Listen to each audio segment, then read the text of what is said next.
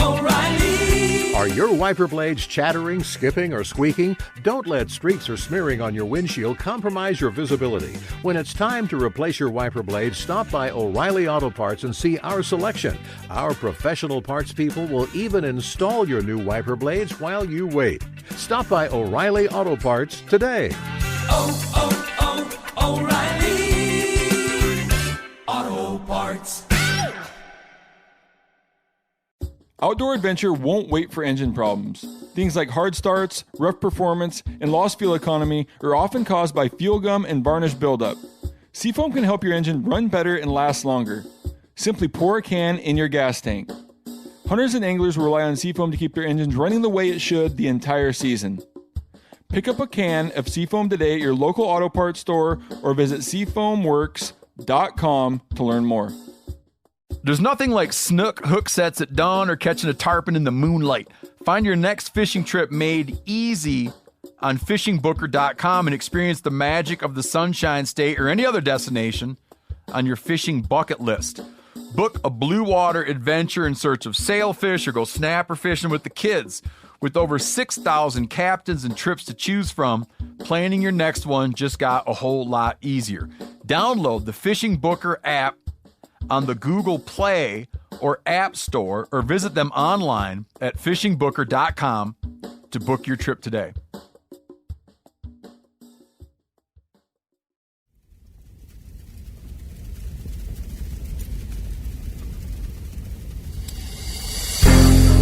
As a guide and hunter, I've spent thousands of days in the field.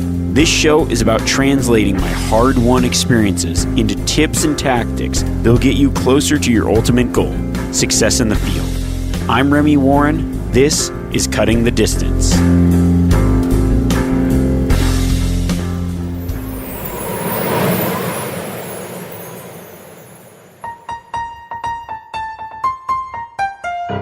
Merry Christmas, everyone, and welcome to the Cutting the Distance Christmas special. You know, for me, Christmas really has always been just a special time to spend with friends and family, a special time that I remember a lot of the hunts around this time because we get together, we get to go out, we share meals, and most of that's wild game meals, hunting and family and food and Christmas all kind of combined for me this time of year. Even in this weird year, I think Christmas can always kind of feels like a special time.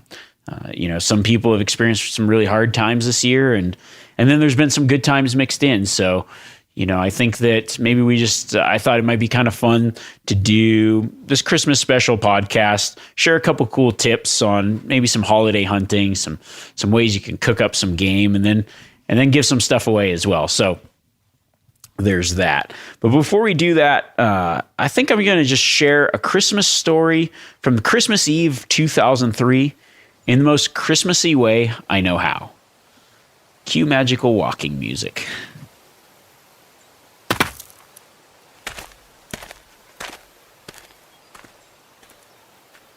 'Twas the day before Christmas. Out in the marsh, not a duck was flying. The game seemed sparse. The decoys were set around the water in pairs, with a hole in the middle, hoping the birds would land there. I was tucked in the tules, sitting on my stool, with thoughts of greenhead and sprig landing in this small pool. I and my waders, my gun camo clad, I was hunting for the duck feast we always had. When through the air some teal wings hissed, I threw up my gun, shot 3 times, and missed.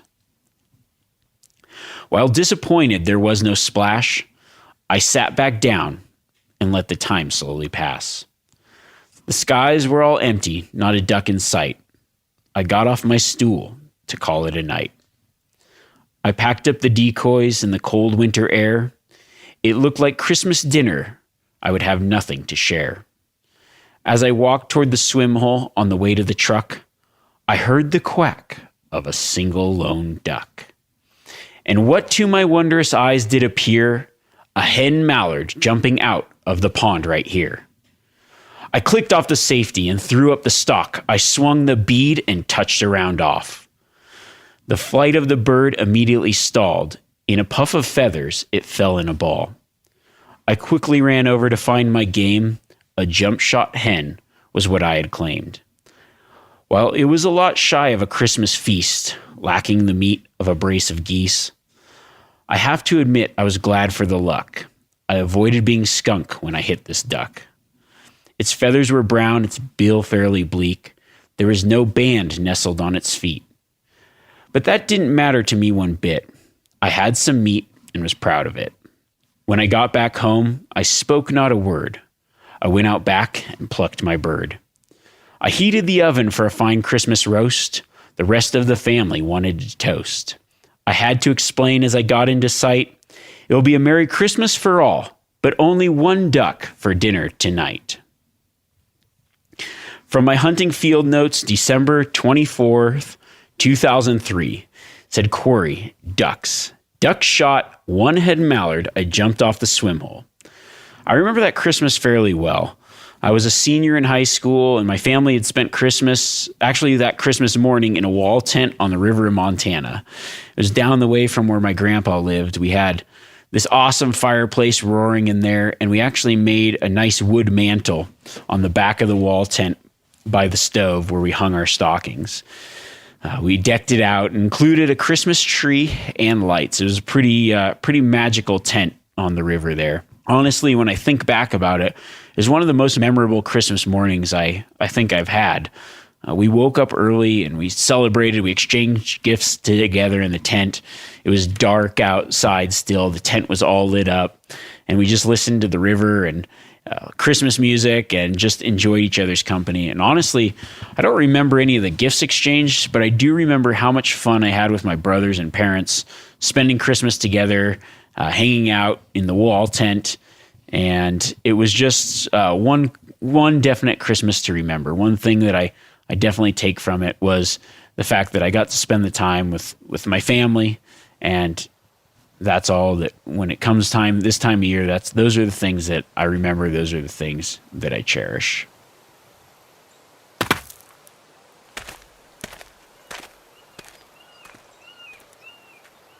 Speaking of family, this time of year, maybe you've got a few extra days off.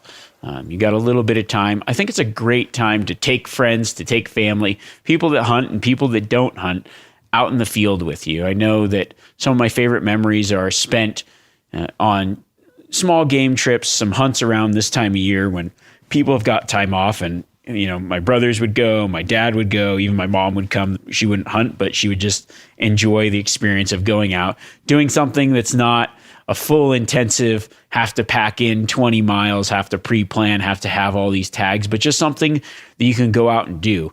It's fun, you make it fun for the people around you. That time of pack the Yeti Rambler full of hot chocolate, hit the trail, head out, and enjoy the time with those close to you, whether they hunt or not. Maybe you'll create a new hunter or just somebody that enjoys getting out and going with you. So I decided to just break down my 5 top hunts I think you should try between Christmas and New Year. The first is going to be ducks. Of course, my story was a duck hunt. For me, I don't know, it just duck hunting around Christmas time is something that I always do. But also I love roast duck around the holidays. So Christmas and New Year's, it's something that we generally eat. And it's also something, it's one of those hunts where duck hunting tends to be a more successful hunt than some other hunts.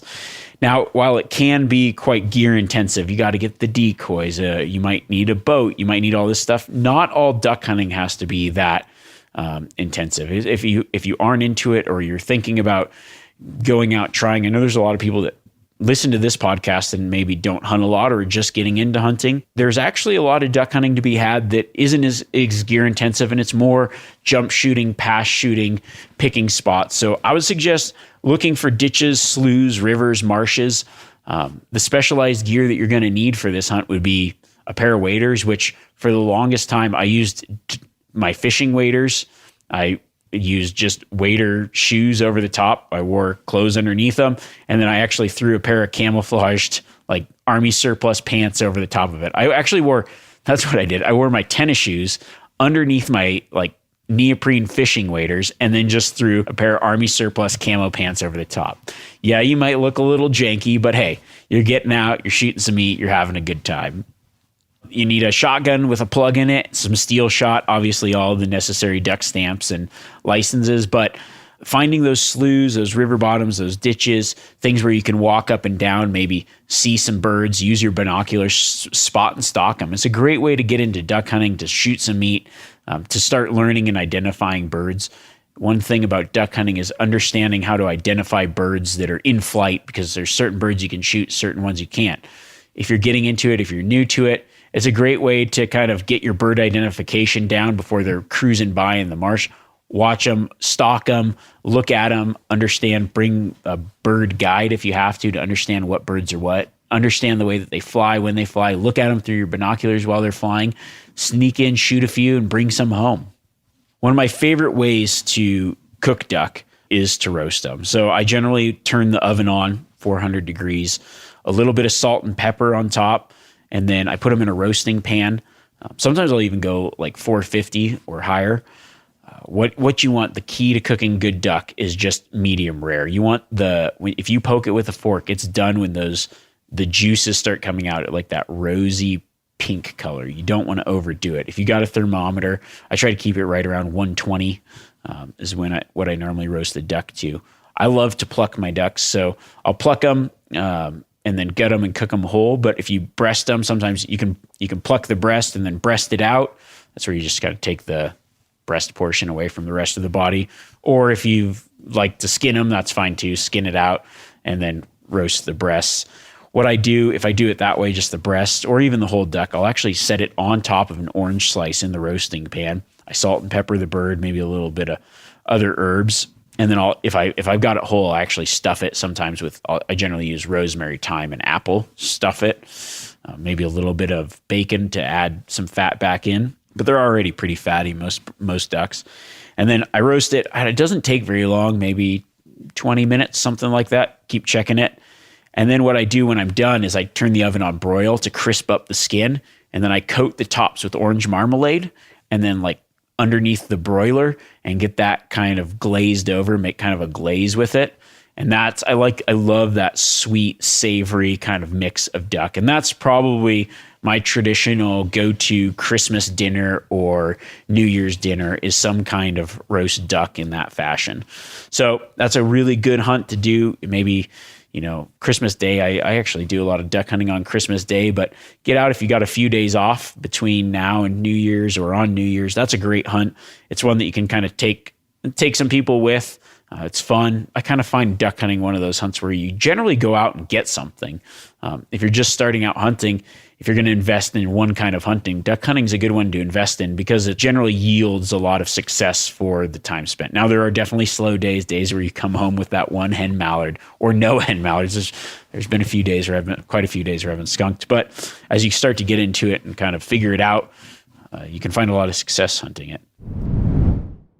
O'Reilly Auto Parts are in the business of keeping your car on the road. O'Reilly Auto Parts offer friendly, helpful service and the parts knowledge you need for all your maintenance and repairs. If you're confused about what part you need, like what wipers are going to be the best, what replacement headlights are going to be the best, go into O'Reilly and talk to the people that work there because they're great and they're super friendly and they'll get you squared away where you walk out knowing you got the right thing.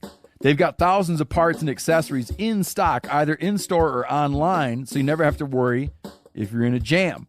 Do you need your windshield wipers replaced? You need a brake light fixed? You need some quick service? They'll help you find the right part or point you to the nearest local repair shop for help.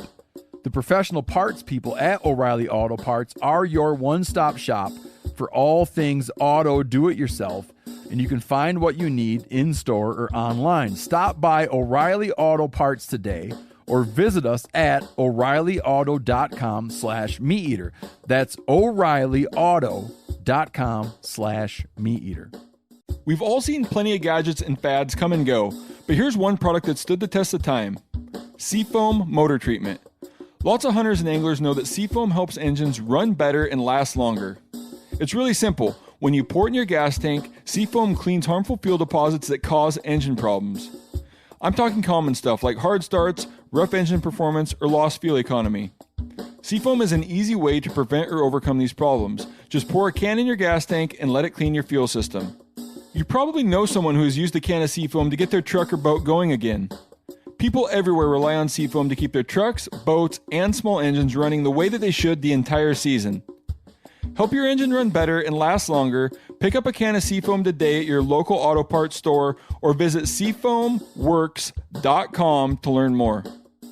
There's nothing like snook hook sets at dawn or catching a tarpon in the moonlight. Find your next fishing trip made easy on fishingbooker.com and experience the magic of the Sunshine State or any other destination on your fishing bucket list. Book a blue water adventure in search of sailfish or go snapper fishing with the kids. With over 6,000 captains and trips to choose from, planning your next one just got a whole lot easier. Download the Fishing Booker app on the Google Play or App Store or visit them online at fishingbooker.com to book your trip today.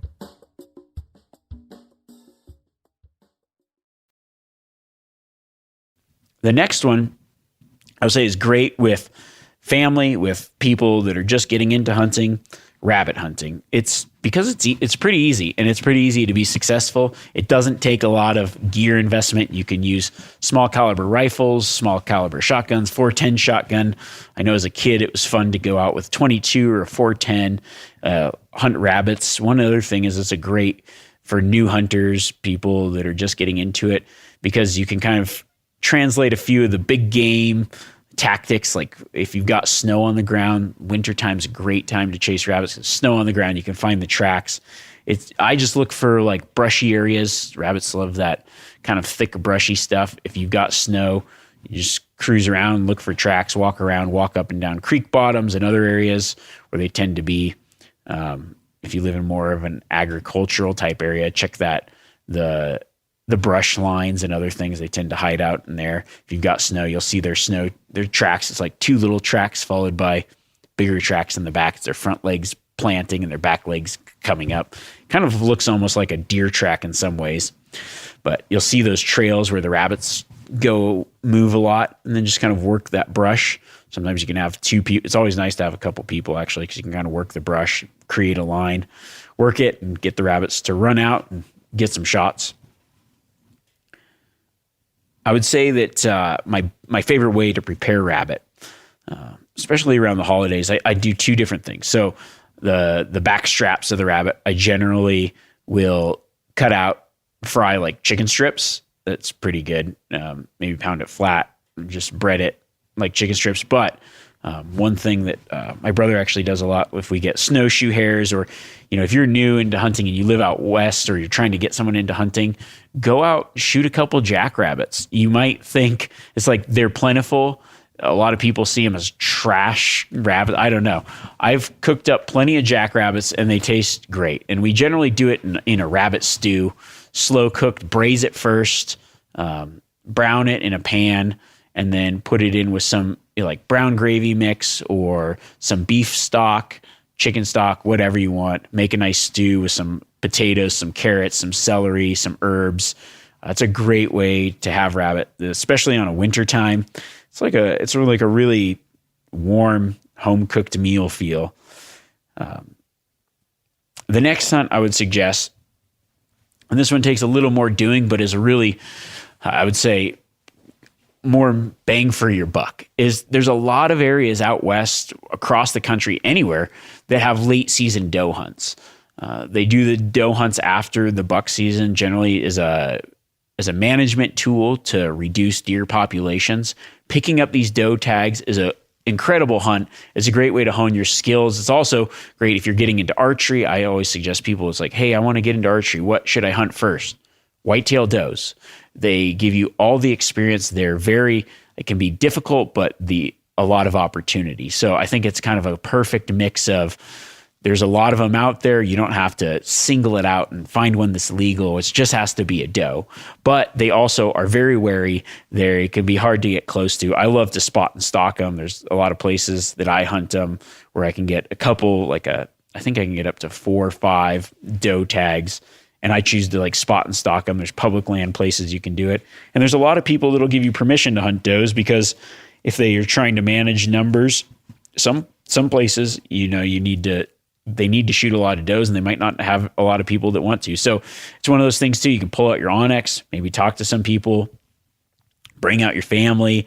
That's always a good way to get permission sometimes, and just don't disturb people during their holiday. But I think a doe hunt's a great way to kind of get some hunting in this time of year. It's fun, and it's also a great way to kind of get into maybe another form of hunting. I like to take out I've got a muzzleloader or just, a new rifle, whatever. It's a really fun hunt. So I highly suggest that.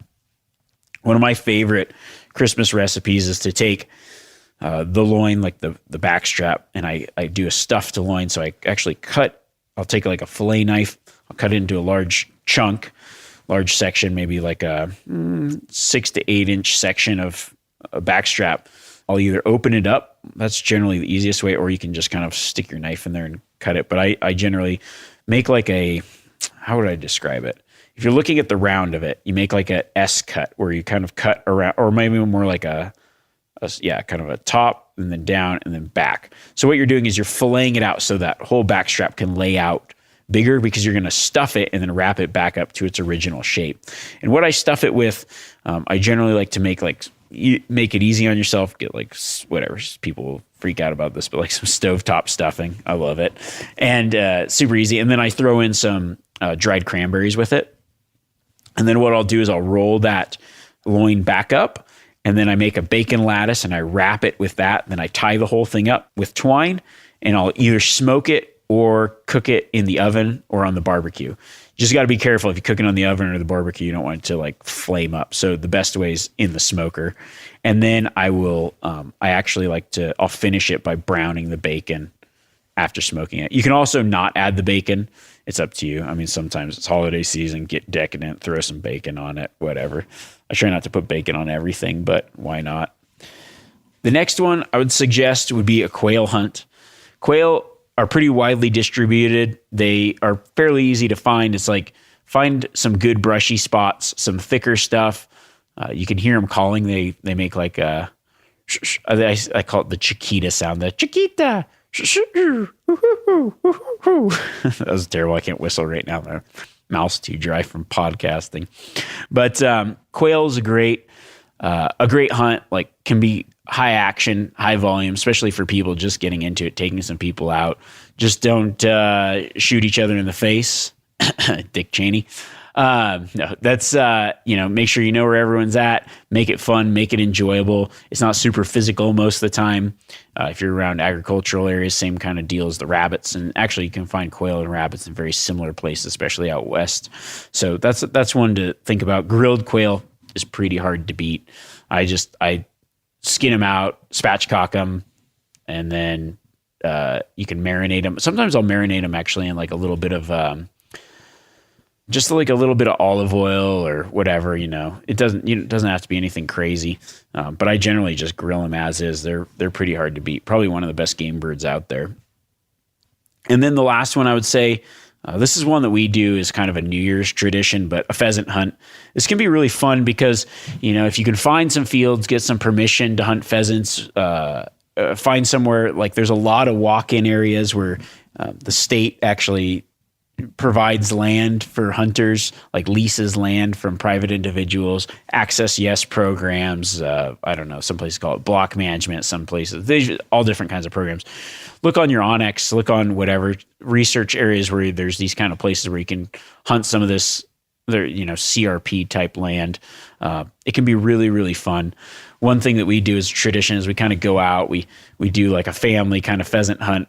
All the friends come out, they bring their wives, and even people people that maybe don't hunt or aren't really that interested in hunting, we have them get their hunting licenses, hunter safety, whatever.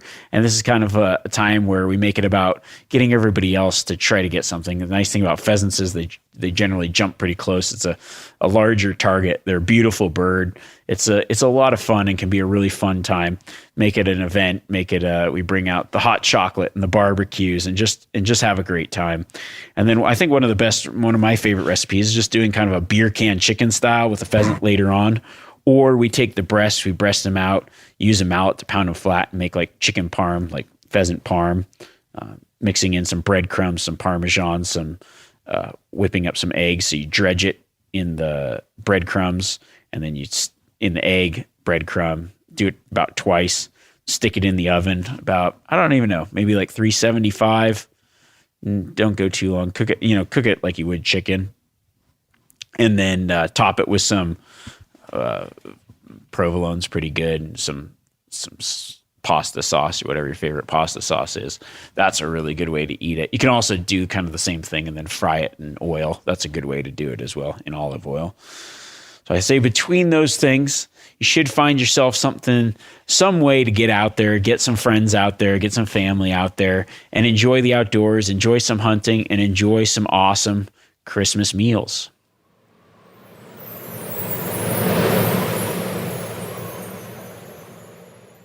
Now, it wouldn't be a Christmas special without some kind of giveaway.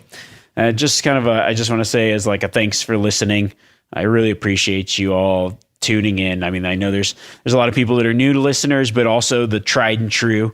I just want to say Merry Christmas to you and your families. And I just thank you very much for the support over the last year. I've really enjoyed doing this podcast, mostly because of you guys. I would say, if I'm being 100% honest, I don't know if I necessarily enjoy sitting down and talking in the middle of the night after a long day hunting. But what I do really enjoy is the feedback that I get from you guys, the amazing comments that you've left on wherever you listen, the sharing it and just sharing your experiences with me. That to me makes it worth it. And I really enjoy that aspect of it. That's why I do it. That's what I love about it. And so I think it's really cool that we've created an awesome community of people that are tried and true hardcore hunters, all the way to the people just getting into it. So I thank you guys for listening. I thank you for your continued support. Last year, I tried to figure out ways to do the giveaway because, it's like I kind of have to do it. I'll do it in combination with social media. So if you don't have those things, I apologize. It just makes it easier for me to figure out ways to get some stuff given away. So I've got some, I did this last year as well, and I thought it worked really well. And what I don't want to do, because sometimes if I do just a giveaway on like Instagram, there's so many people that the odds are just terrible. So I want it to be like, if you put out a little effort, you listen to the podcast, then your odds will be a lot better. So the first giveaway, I've got some awesome Yeti mugs for some people, some different ramblers. So I've got half a dozen of those, maybe a dozen of those. So what we're going to do, I'm going to make a post, like a post about the podcast. And then as the secret to just the people that listen, in the comments, put some kind of mug emoji, whether it's the beer mug, whether it's some form of cup emoji. I'm sure you can figure that out. I looked, there was like quite a few different ones. So you put some form of cup emoji, and then I will randomly select the winners out of those people that do that. So that should help your odds. There won't be like thousands of people. There'll just be the people that listen and the people that take the time to do it. And that's cool. Be rewarded for that. So that's one of the ways, one of the secret podcast prizes. The next, I did this one last year with a different product, and the odds were super good. So the next one, I've got a custom Gerber knife. So you can actually go on, design whatever you want on the knife, you choose exactly what knife you want, put your name on it, put images on it, just like crazy cool stuff. So this one, what I did, and I kind of like this because it kind of narrowed the amount of people and what they did. But so go on my Instagram page, anywhere that you see a knife, just comment. Like, it could be an old post, it could be a new post. It doesn't matter. Just scroll through a few of the pictures. If you see a knife or whatever in the post, just say something about the podcast. I'll figure it out. I think there's like dates on there, so I can kind of figure out. Then I'm going to randomly, I know which images have stuff, so I'm going to randomly pick the image, and then the people that have commented on the image, I will randomly pick the person on that. The person that won last year, the image that actually I got randomly drawn, there was like 6 comments on it. So it was like it was actually 3. It was like a 1 in 3 chance of winning the prize last year. So that was pretty sweet.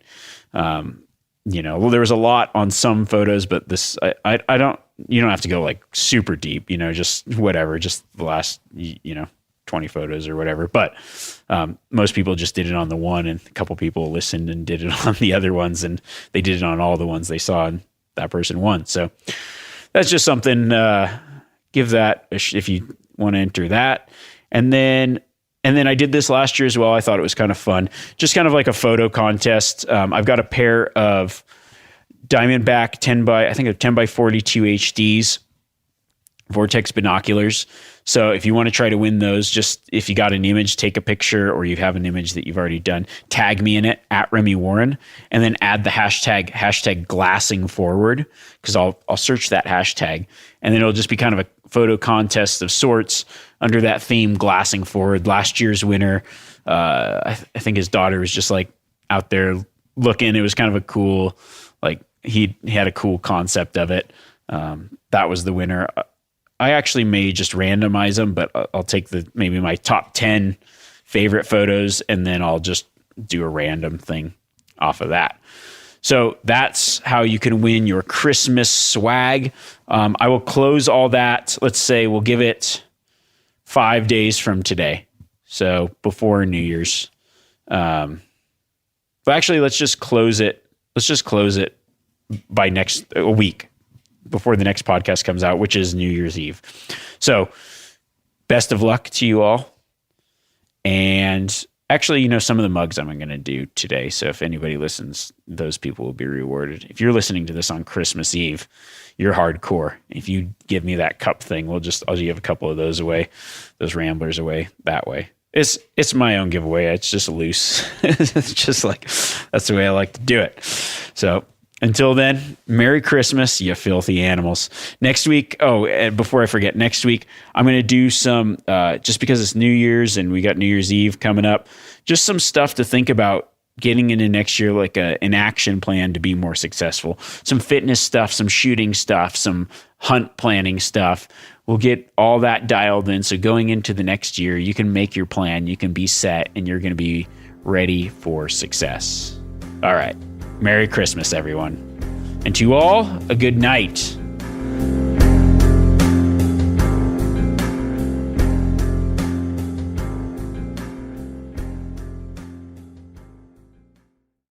Outdoor adventure won't wait for engine problems. Things like hard starts, rough performance, and lost fuel economy are often caused by fuel gum and varnish buildup.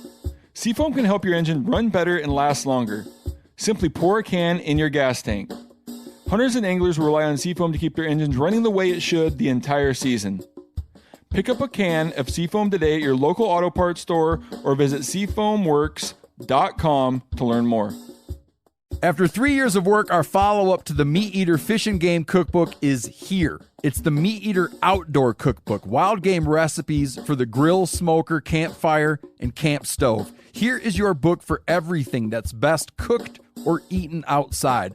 From grilling to open fire cooking to Dutch ovens to smokers to barbecue to backpacking meals to how to pull off the perfect fish fry, with pit stops along the way for lessons about Ice Age cooking methods and the best 5 ways to construct a cooking fire you can be proud of.